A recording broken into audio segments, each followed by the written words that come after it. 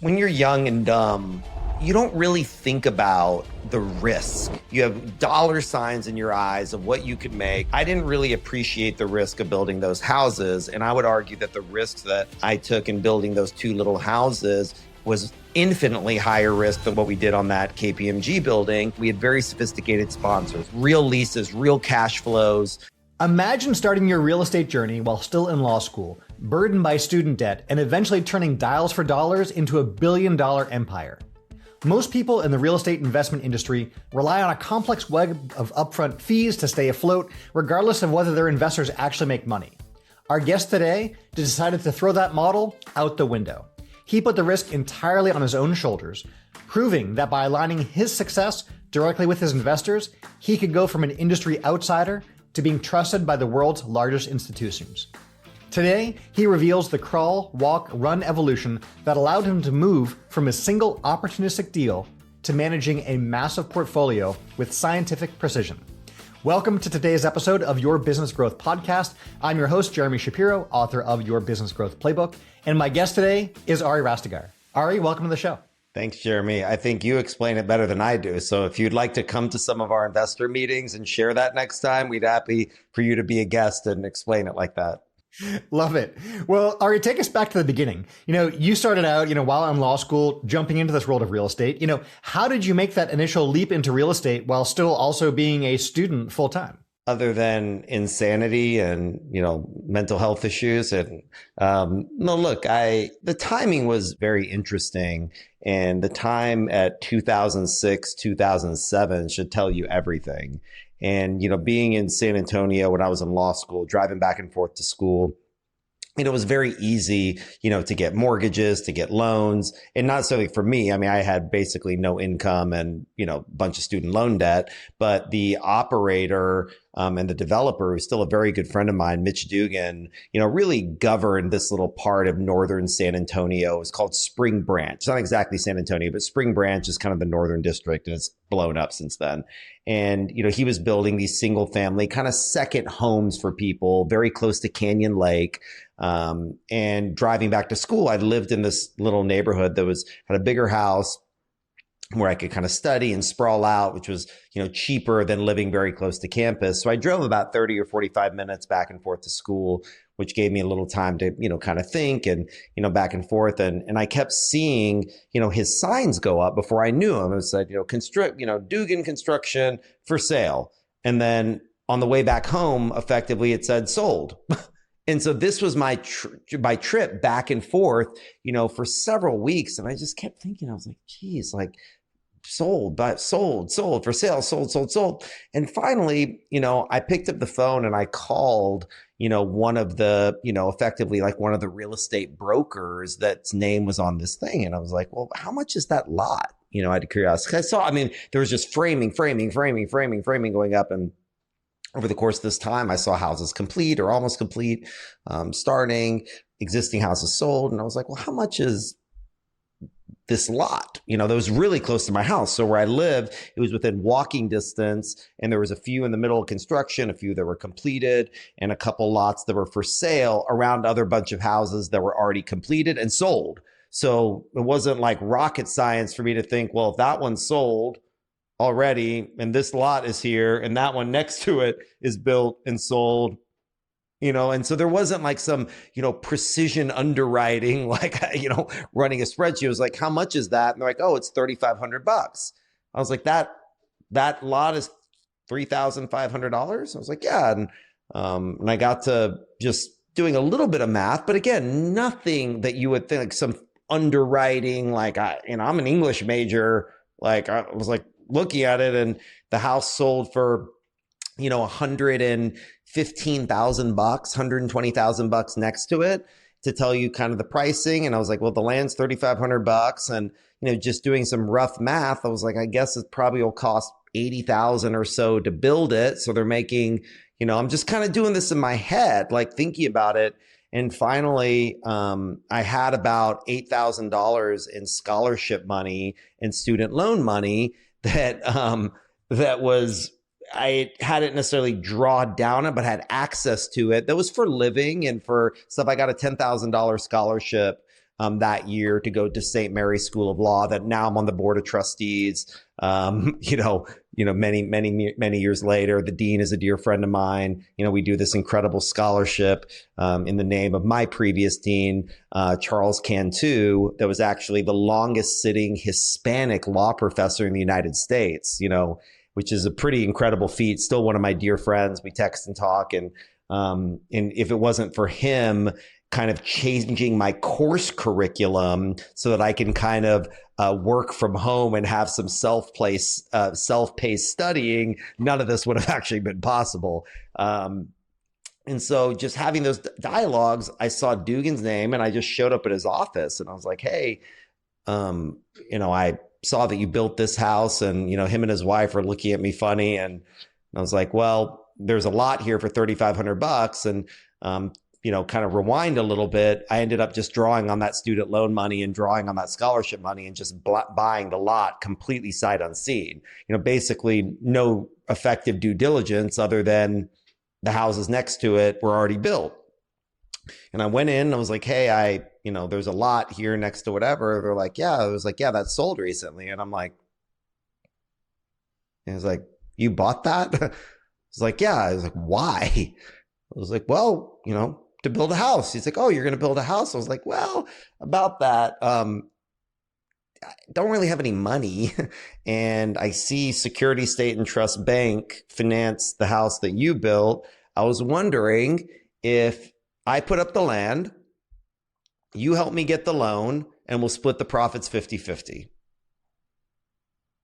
And by the way, that model has basically still stuck in some regard 20 years later, where, we'll put in a certain amount of equity, we'll get the debt, and we'll split the profits with our investors 50-50. No other fees, no other acquisition, just simply we put up equity, we borrow the money, investors put in cash, we split the profits. And after realizing that I wasn't kidding, he was like, yeah, that kind of makes sense. So the land became our equity, and then you can get really high leverage loans. So he didn't have to put any cash. And in hindsight, he's building them, making money on the construction, and he's developing it. And so we did it. And so every morning around 5 a.m., 4:30 or 5, I showed up at the build site, and not really knowing what I'm doing, working with the construction workers. And it started from them saying, you stand over there, you don't know what you're doing, to being allowed to carry like sand, and then being allowed to carry bricks, and then all of a sudden turned into tying rebar, and then to pouring foundation, and then driving to school, and then working, studying, coming back, and then basically felt like 24 hours a day. And we got the first one completed in about 7 months, and sold it during construction for $115,000.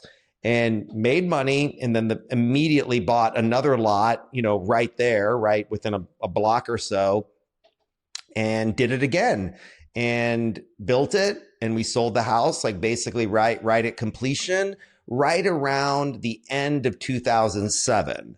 So that should tell you what happened to financing and happened to the world. And effectively, right after we sold it, within a few months, the markets collapsed, and all those financing, all that stuff that was available for those two houses disappeared. And so I had to give some real thought to taking the bar exam, and which I did, and took the bar exam, passed it, and the markets were destroyed. So I gave some serious thought to practicing law, which I did. And I got a job with, one of my old bosses that I clerked for during college. I clerked for, actually in high school too, one of the most famous criminal defense lawyers in Texas history, still a very close friend of mine, and worked for him. And he got me a job at Dallas County as on the wheel, which is effectively what it means when indigent clients don't have enough money for an attorney and the public defenders run out, which they do. They'll give a small stipend of $250 or $500, depending on the case, to private attorneys to represent those clients in misdemeanors or felonies. And usually you have to be an attorney for 10 years before they'll let you be on the wheel. But throughout my time in high school and in college, I'd sat in on dozens and dozens of felony jury trials, murder trials, high level felony cases, and done the briefings, done the research. And based upon my experience, John got me on the wheel because he basically said Ari has more experience as a criminal defense lawyer than most of these people would in 10 years. So over the course of the 18 months or so that I practiced criminal defense law, I did something like 70 felony jury trials and was at sometimes doing 5, 10, 15 cases a day in terms of pleadings or working with clients. And yeah, and after that, the world, there was a couple little twists and turns that got me into the entertainment business that I wrote about in my book a little bit. And the first person that financed my entertainment business, which ended up blowing up, I wrote a whole book called The Gift of Failure about it, is one of the most decorated financiers in the history of commercial real estate. Has probably done $500 billion in real estate finance. He's financing, One Beverly Hills, which is, going to be the most expensive cost per foot condo development in Beverly Hills ever. He's the president of Newmark. And he financed my entertainment business, which blew up. And after it blew up, I had some real thought about going back into real estate. And at that point, I entered as a fund to fund on the private equity side. Nice. So what I'm hearing there, Ari, is that early on, you were really getting your hands dirty from putting in your own money, your own sweat equity, pouring the cement, bending the rebar, doing all of it. But that initial taste of real estate, it sounds like gave you the taste, but that wasn't the immediate direction. Bring us to the point where you were getting involved in your first bigger deal, like you're talking about, the KPMG building in Dallas. Like, how'd you manage to raise all the money you needed in equity so early on with such a big project? It's a great question. It was the project is one of the most incredibly structured deals I ever worked on in my career, because what had happened was it was basically a vacant office building. And the sponsors had got a hold of the deal, but it was vacant and wouldn't pencil at the existing cash flows. So we went to Cantor Commercial Real Estate, which was a CMBS shop at the time.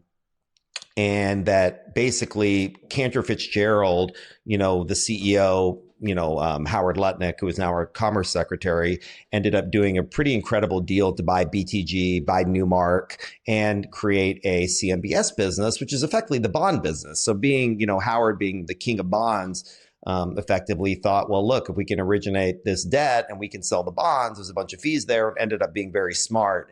And Barry Gosson, the CEO of Newmark, who's still the CEO of Newmark, I mean, they've expanded profoundly, but this was kind of the beginning of what their CMBS book would look like. And mind you, this is after, loans are just starting to get written again in 2009, 2010. So right around this time, 2011, 2012, these buildings started to come back, loans started to be written, and the sponsor, had an incredible relationship with Vista Equity Partners. So who the CEO, Robert Smith, one of the richest African-American men in America, incredible business person, was buying all these software companies. And so the idea was, if we could go in there and get Vista to sign a few 100,000 square feet of leases, we'd be buying the property at distressed pricing, distressed vacant office pricing, before office really blew up. Now Hilltop Securities is actually in that building, which was KPMG's headquarters at the time. So when you drive by, I was actually in Dallas the other day, because as we know, we own the land at 1899 McKinney Avenue, which after 8 years of rezoning will build the tallest building ever built in Uptown, across the street from where Goldman Sachs's big office and the new Texas Stock Exchange is, to where from that vantage point, you'll be able to see, where that KPMG building was, 717 North Harwood. So the plan was, if we can get Vista to take 3 of their companies, sign big leases ahead of time, we could effectively pop the value of the land before we closed and use those new leases that we signed before we closed to create enough value to get a CMBS floater to get in there, get a little bit of extra cash, finish the TIs, finish the improvement, get it to stabilization, refinance the site, and basically pull out all of our equity, within 1 year with permanent financing. And the numbers were intergalactic for, for real estate. And so I basically said, okay, maybe if I can form an SPV, this could be the launch of Rastegar Capital, to where if I'm not the one signing on the debt and I'm not the sponsor, I could act as a fund to fund and put together a tranche of a few $1,000,000 of equity, put it alongside in the deal at contract level pricing upon sale of that position or sale of the building, which I ended up selling my position early at a massive IRR to get the liquidity to start the company. And that's exactly what we did. The sponsor structure the deal. We worked directly with the, with Vista and with the CEOs of those software companies. I invested there, and that became the inception of Rastegar Capital, acting kind of as a fund to fund or direct to deal. We sold the thing, and the liquidity from that deal, the liquidity from the friends and family that came into that, accredited investors, lit the match to go invest in another 38 cities, 13 states, 7 different asset classes as a fund to fund with different sponsors. And when all of those deals started to sell out over the next 2 or 3 years, we're talking 2017, 2018, we started to use our balance sheet to attract some institutional investors, use that track record to work with some financial advisors, get on Fidelity's platform, TD Ameritrade's platform, and started to buy hundreds and hundreds of acres of cities, like in Kyle, 50 acres next to the airport, some incredible sites in downtown on the east side of Austin, in downtown Phoenix. And we started to then build a vertically integrated platform that we've now built, I don't even know, millions of square feet, invested in millions of square feet, hundreds of acres. And we have close to, I guess if you build everything we own today, meaning on the land, I guess the gross value is in the billions of dollars of single family homes, BTR, multifamily, commercial, industrial, super tall skyscrapers, self-storage facilities. But it all started, as you kind of said, with one deal that we had the inside track into, structuring it, finding a way to go, and then parlaying that into the institutional risk controls that we have. Nice. So you were really able to parlay that initial big win, which, that's a risky play, but you made it work. And that really got you into this next level of growth from there. You don't really think about the risk. You have dollar signs in your eyes of what you could make and what that looks like, but I didn't really appreciate the risk of building those houses. And I would argue that the risks that I took in building those 2 little houses was infinitely higher risk than what we did on that KPMG building, because at least in that one, we had very sophisticated sponsors. We had sophisticated private equity companies. We had accretive financing with really smart people looking at that institutional grade debt. We had real leases, real cash flows. That we really, if it wasn't me fully appreciating the risk, we had some very smart people that were looking at that, and the deal penciled to where that was my impetus into. So yes, there was a lot of risk in putting kind of capital into it, but that was my first entree and really understanding the mechanics of the capital stack and what the debt was going to look like, what the cash flows was, where not net operating income was, buying at a discount to replacement cost, and starting to get into the private equity bones of what's evolved into Rastegar Capital and what will continually evolve into the next phase, which we're working on as well. But all of it has to do with downside risk protection. All of it has to do with, that investor focused, risk adjusted return mentality, which, before I didn't even know what those words meant. Like I'd never even heard asymmetric risk investing, I quite literally didn't know what they were. And as you continue to peel the onion, you learn these things during experience. Yeah, and you really were an outsider to this industry getting into it, a pretty well-established space. Like, what was it like trying to learn all this on the go? And like you said, being younger, dumber, taking on higher risk than you needed, and then learning as you went. How was that process? I think I was too dumb to know what I didn't know.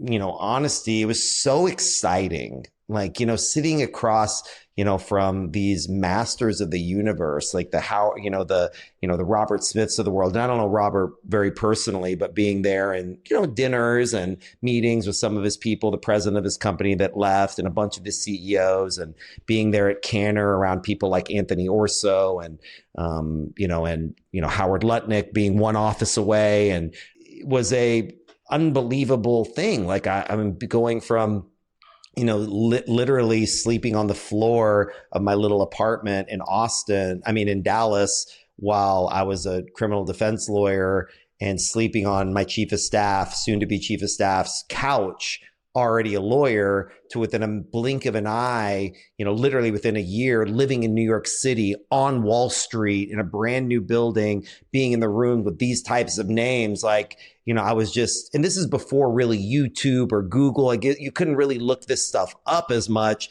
to where just listening to what it was and hearing it, and then talking to Anthony on the side and be like, what's NOI? He was like, oh, net operating income. I was like, okay. Like, literally it was learning through osmosis. And as I'm looking through the deals and penciling them, talking with the partners, talking with the debt people, and trying not to act too stupid, it'd be like, oh, the net operating, what's the coverage on, what's the rate? What's a floater exactly? Like, and literally learning it as we were doing it.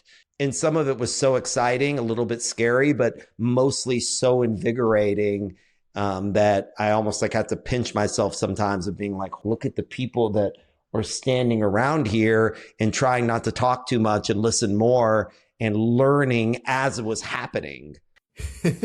Are you enjoying this episode? Make sure you hit that subscribe button right now. That'll help you get more episodes automatically as soon as they come out. So hit that subscribe button right now. And if you have a minute, leave a quick rating and review. That helps support the show. Yeah, you talk about, I've heard before, like this crawl, walk, run period. And this idea of like surrounding yourself with the right people, that you had a chance to crawl next to them and move from there. Talk to us a bit more about this crawl, walk, run model you've talked about. There's a lot of people that work really hard. And I admittedly have been a very hard worker. Okay. Delivered pizzas through undergrad, got through 2 community colleges before getting to A&M.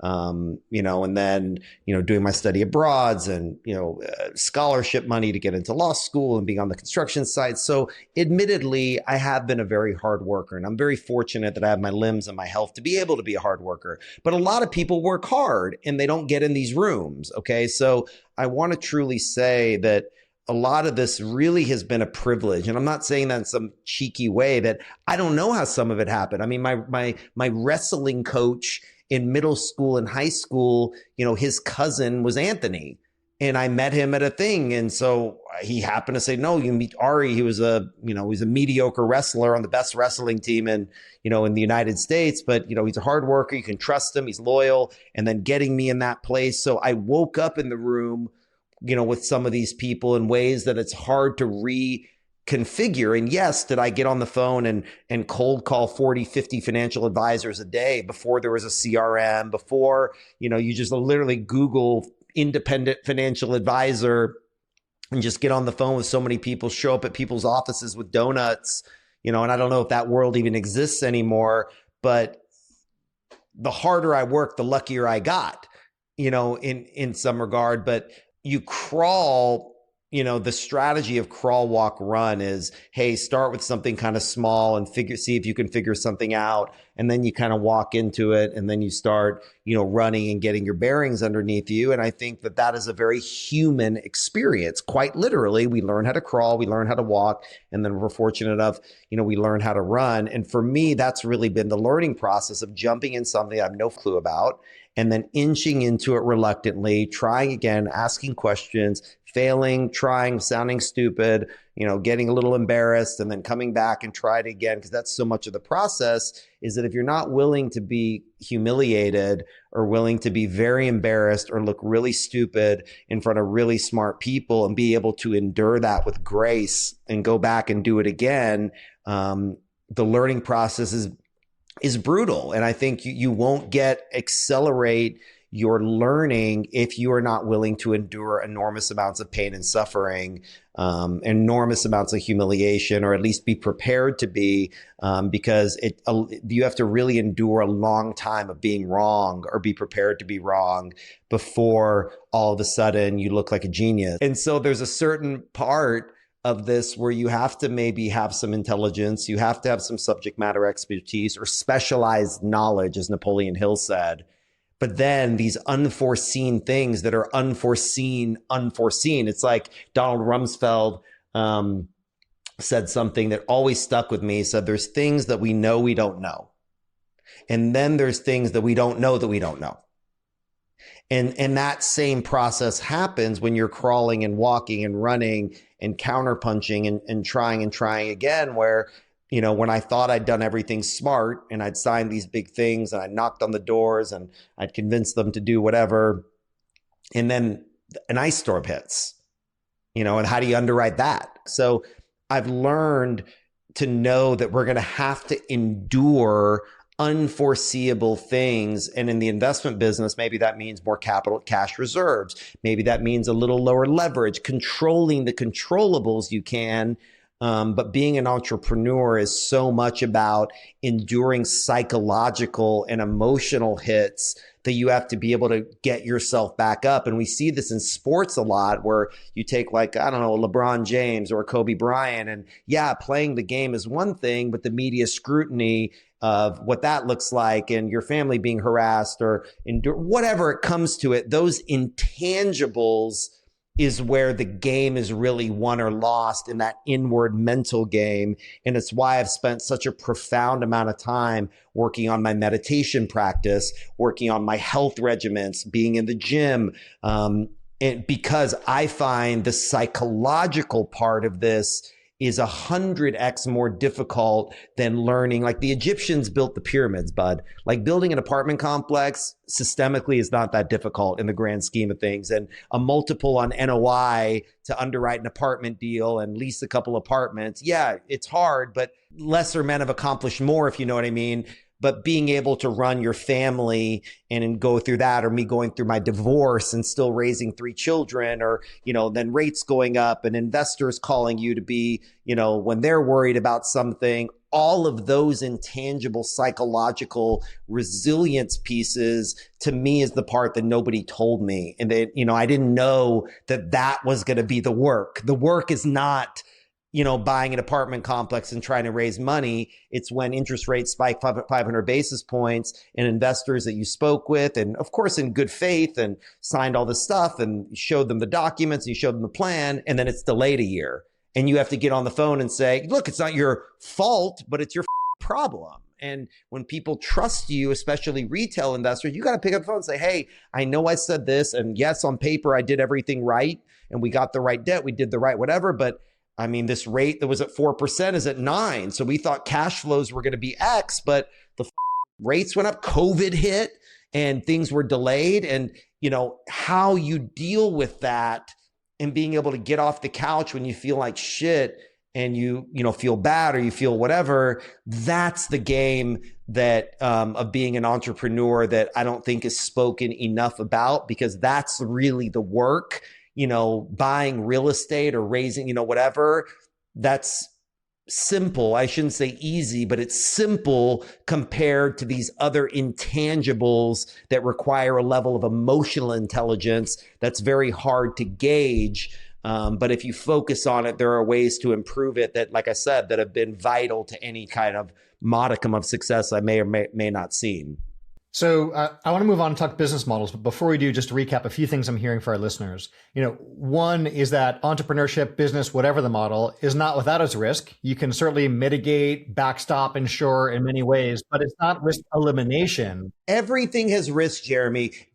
By the way, drinking tap water has risk, if you know what I mean. Like walking across, like driving a car, there is risk. You can go get hit by a bus. So appreciating that and understanding, and like you said, mitigating it, absolutely. But there is a risk reward threshold that everything you do in this world has risk, and appreciating that, understanding it, not being in denial is mission critical to any type of success in life, whether investing or in life itself. Exactly.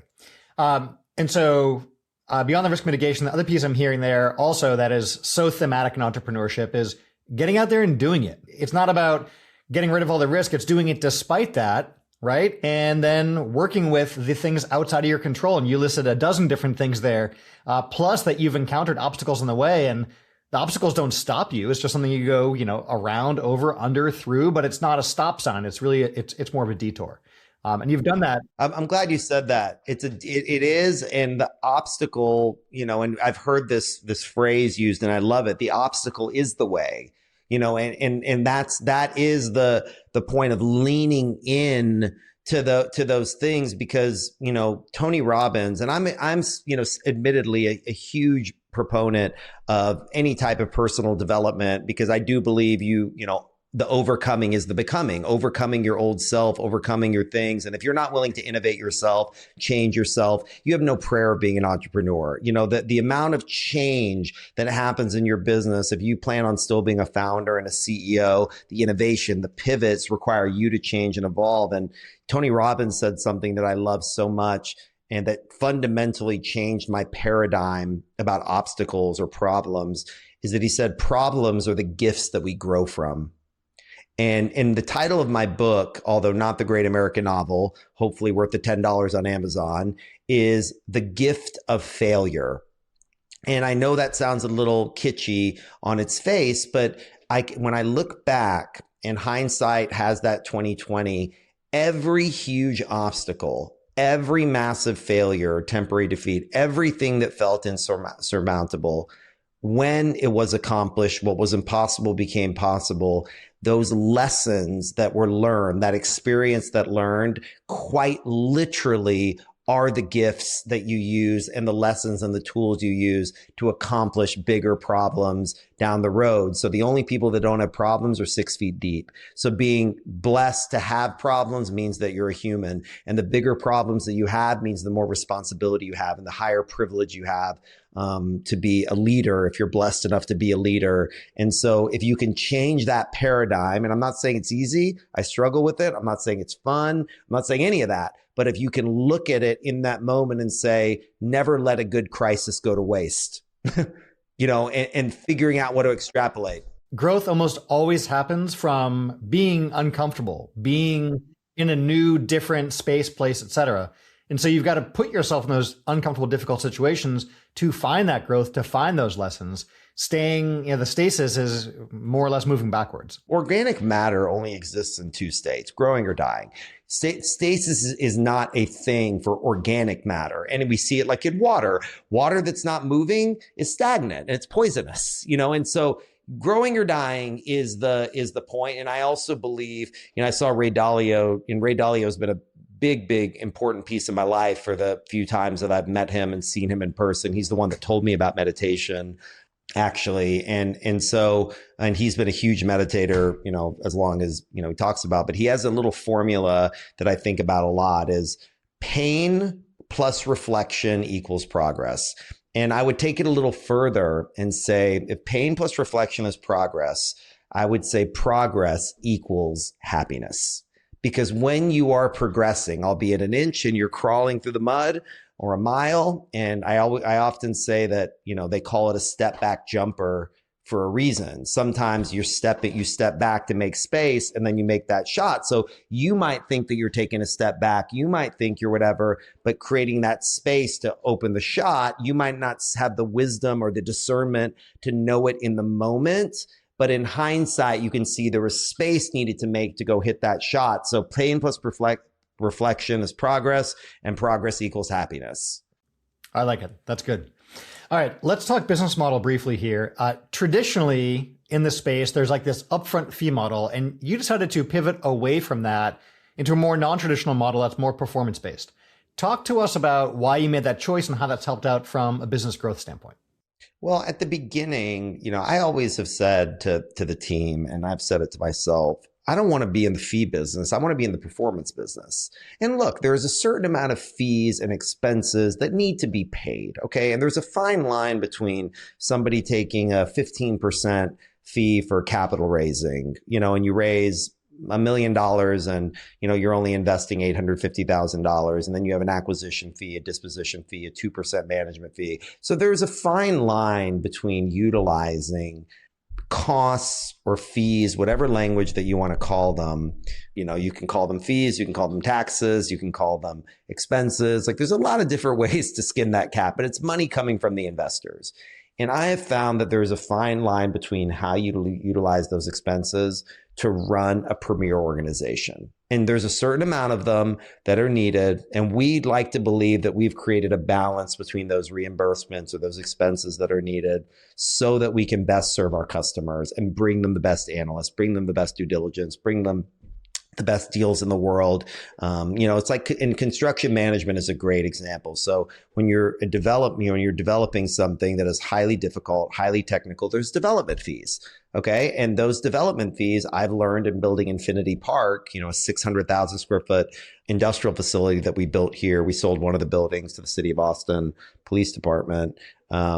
The complexity that went into that and the development fees that came, those weren't, yes, you can argue that it was revenue and things, but the amount of time and energy that it's being utilized to build a great product is so necessary. When we built Infinity Views on East 8th, office building, same thing, like the precision that goes into there. So I just find that it has to do with the manager, how they view them and what their objective is. But when you look at our promote structures, we have always geared all of our focus to getting a larger lion's share of the deal if and when we perform. And we've been fortunate, and that doesn't work always in your favor, by the way. Like being an investor, you don't make money on every deal. We've lost plenty, especially in these difficult environments. We've lost a lot more than I care to admit. But the winners have exceeded the losers, and that's why you have a portfolio. That's why you diversify and all that good stuff. But I think it's the mission and the mentality around being performance oriented as a team, as a culture, as a perspective, and how you look at things more so than exactly what the fee schedule looks like per se, but saying we want to be rewarded. So when a lot of folks early on were doing 2 and 20s, 2% management fee, 20% promote, and they have baked in there 15% of upfront costs. And I don't think there's anything inherently nefarious about it, because a lot of groups that do 2 and 20s are knocking the cover off the ball and outperforming people that aren't. So you look at some of the stuff Blackstone has done in those early years, or KKR has done, or Stevie Cohen has done, taking a 50-50. He's crushed other managers. So give him a 90% of the profit. He's still beating the S&P. So, so there's something to be said about what are you doing for your investors and what are they taking home at the end of the day? And how does that stack you up against other competitors, or not even competitors, other options that they have from active and passive management? And that's been the way that we've tried to look at it, is we want to be in a place where our profits or our revenues is aligned with our model to our performance more so than anything else. Where if we make a bigger pie, we get paid more. But inherently, that's tied to them making more money too. So talk to us about how that impacts deal analysis and which deals you choose to get involved in. I mean, it makes you much pickier, right? Because if you're only going to really make money, real money, if you're going to make money, that's the point of you put yourself in a situation structurally where you have to do more stringent due diligence. You have to really look at the downside in a way. And so I kind of look at it when an organization gets very, very big and continues to scale, the structure itself should create something where trusting just one person to do what's best for an investor or something, people are people. They want to make their bonuses. They want to make their money. There's nothing nefarious about that. But if a team or your investment committee and their bonuses and their money and their payroll is directly linked to how well we do over time, I believe that'll make us do better and better deals. And I hope that to be true. I think that to be true. But continuously to refine our models as we get bigger and bigger and bigger, to be more performance-based, to make our team performance-based, to be a meritocracy as best that we possibly can, and making that the culture, I think leads to being more obsessed over your customers, to create raving fans, to create a better culture where people reinvest, brokers come back and do deals with you. And, because so much of this is a relationship business, and And that concept, a meritocracy, is the word, is the culture, is the point. Do you always get it right? No. Are there deals that you do that you look back and say, absolutely? Are there deals that lose money? Of course. And that's the game. You're not a psychic. That's what investing is. And but that's where our focus is, and that's where our thoughts are. So you touched on relationships. Earlier on, especially you're talking these early deals, you were very partnership heavy. But you've moved that model to more of this like independently managed billion-dollar portfolio. Tell me more about the transition from working with partners to independently owning managing. Like, what was that like? Yeah, it's really about who could do the job best. We still work with great folks. Like on our massive industrial facility, we had owned the land, we'd come up with the idea, we were putting in a bunch of money, but really nailing it, we needed someone smart. So we worked with Related Fund Management, one of the greatest investors, I think, in New York, that came in and we ran the deal, of course, and it's been very, very successful and, in a lot of different ways.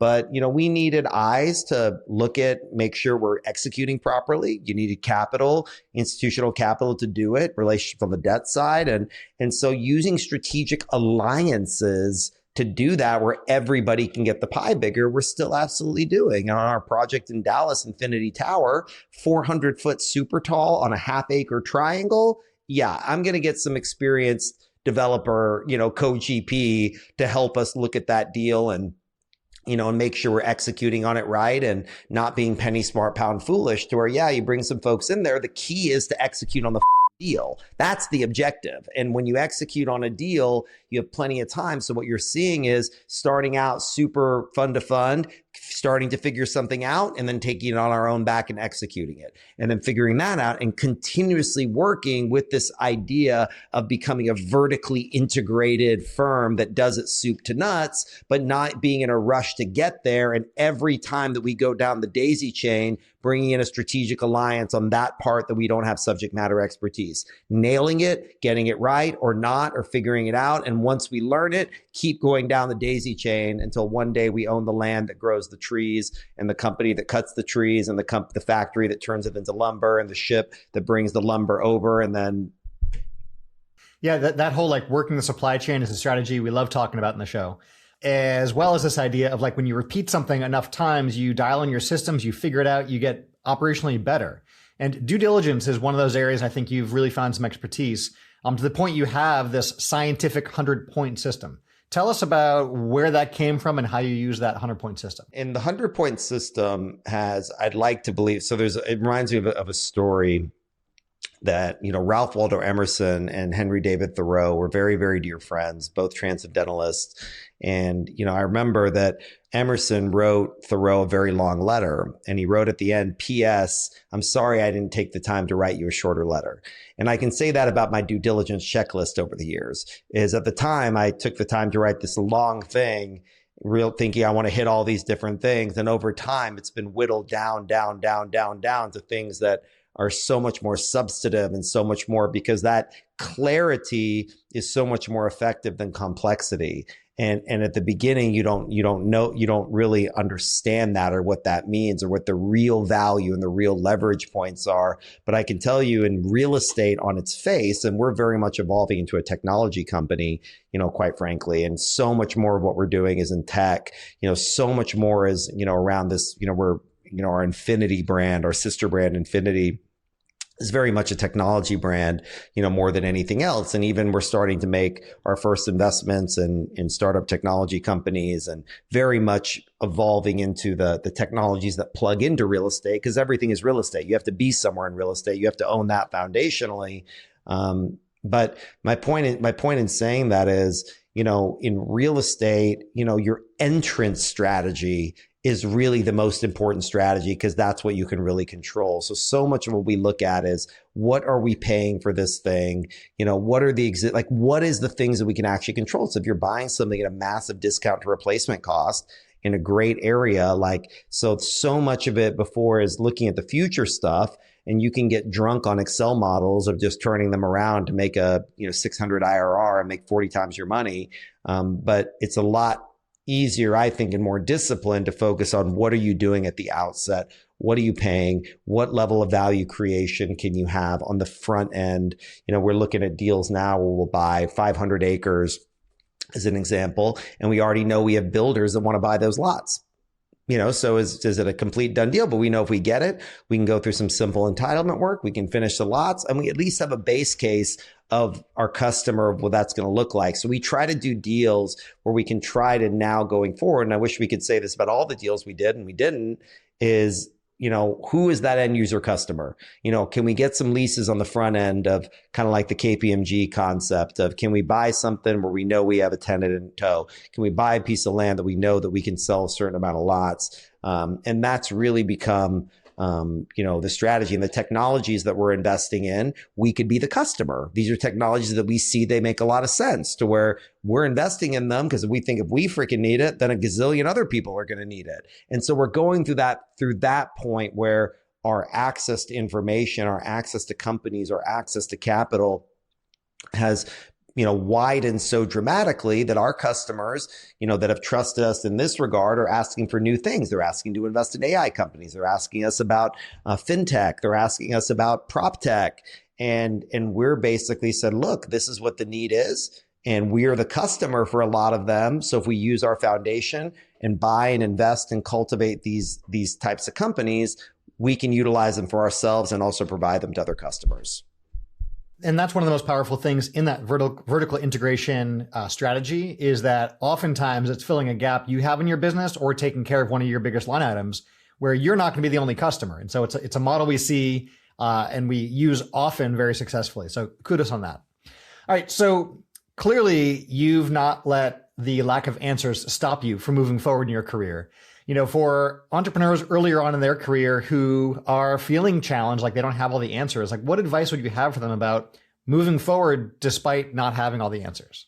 Well, I've had this question a lot, and I think a lot about Phil Knight, believe it or not, because people ask, to your point, like, how did you do it? And I'm like, I don't know. And I'm not kidding. Like, I don't know. It was in the unknown. It was literally in the unknown. And that's where growth happens. I said, I just did it.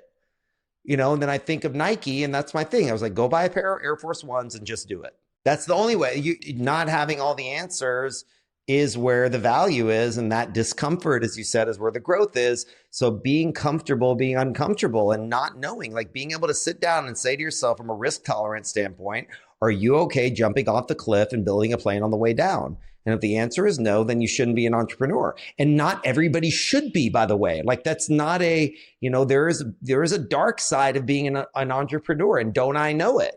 So don't think that, oh, I'm not an entrepreneur. So there is so much value to being a part of a team and working your way through certain things, and being an employee or being a partner or working your way through is a beautiful life. And there's so much more. And if I look back, ask me in 20 years, if this much stress and missing this much time with my kids and, all the other heartaches in the path. So that's not necessarily the path. And so, everybody this is team sports. Like you need to have someone with some sort of vision of something great. Then you have to have the other people that are executing. Then you have to have middle management. Then you have to have the construction worker on thing. You need this whole ecosystem for this big dream to work. And there is a place for everybody in that. And I think it's overly glorified what it is to be a founder and a CEO. But I tell you, Jeremy, between you and I, nobody wants my job. If they really knew what went on to get here, if they really knew the dark nights of the soul that had to be endured, the losses, the embarrassment, the shame, the suffering that came, I don't think many people would want my job. And I truly mean that. So if you are drawn from a passion and a purpose to serve at something that is so insatiable and is so jolting that literally pulls you out of bed every day to do it, then that's meant to be an entrepreneur. And if it's not that, don't do it. Nice. Yeah. We say oftentimes entrepreneurship is not for everyone. It is for us select weirdos. So, you certainly have seen some of the bigger challenges that come with that. So now with the gift and benefit of hindsight, what advice would you have for your earlier self, earlier on in your career when you had these unknowns and you faced the things you now know about, but were brand new then? Learn to meditate.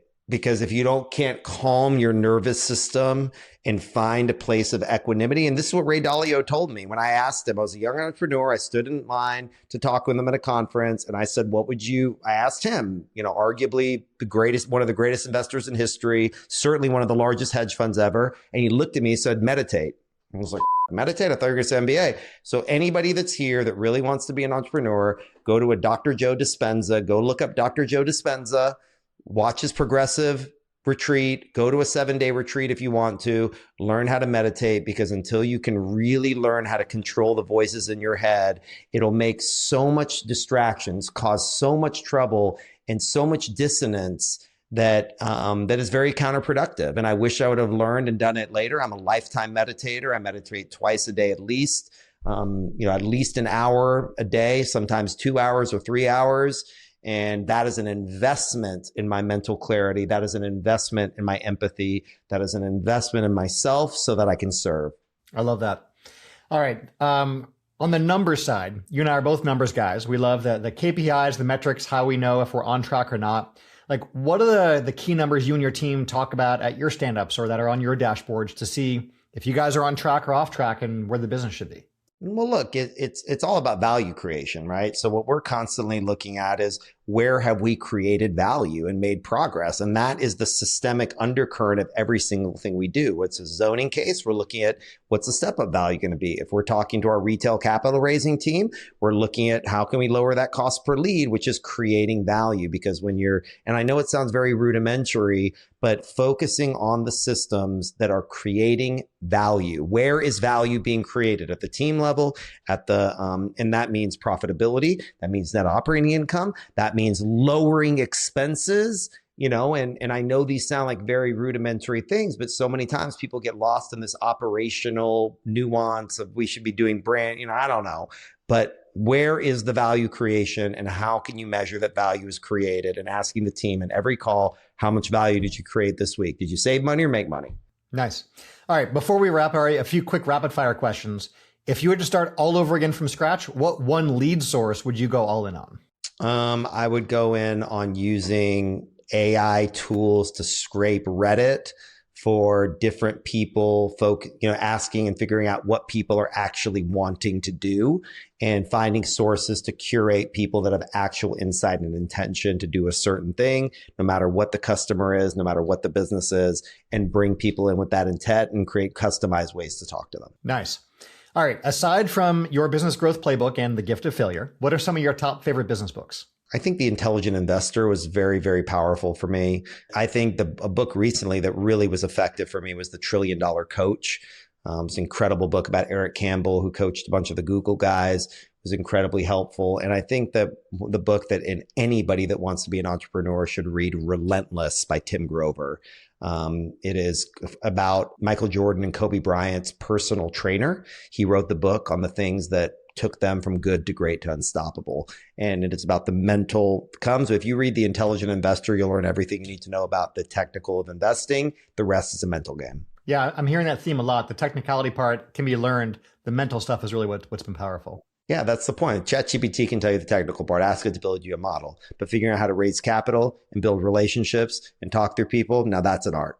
All right, last rapid fire question for you. Who was one of your most unlikely mentors? I think my various meditation teachers. I think that's the part that, and I've talked about it a lot, but that part of my journey, of the people that I've learned, my other people that are in these courses with me, some of the youth, some of the long time meditators, but really learning that part, because I'm telling you, this is a mental game. This is going on between the years, and really learning that journey from the ancient wisdom that have undergone these stresses, endured them through wars, the Stoics, just this mental part, because like I said, the mechanics of running a business is not that difficult.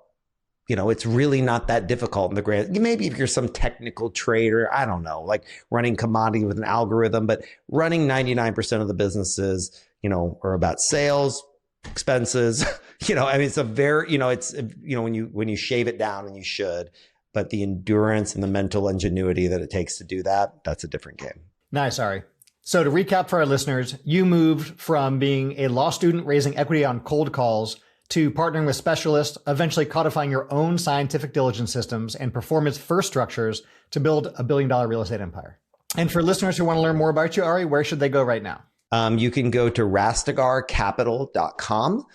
You can find us on LinkedIn at Rastegar Property, or some variation of my name or my last name on LinkedIn. And you can find the book, The Gift of Failure, on Amazon, or listen to it on Spotify or Audible. But Rastegar Capital will have a lot of this insight into the investment business itself. Excellent. Well, Ari, thank you again for joining us. This was great to have you on and to hear your story and the incredible obstacles you faced repeatedly along the way and how you found your way around those and what's allowed you to do that. So thank you for sharing with us. Thanks, Jeremy. Thanks so much for listening. Quick reminder, hit that subscribe button right now so you can get more episodes when they come out automatically. And remember to leave that rating and review right now.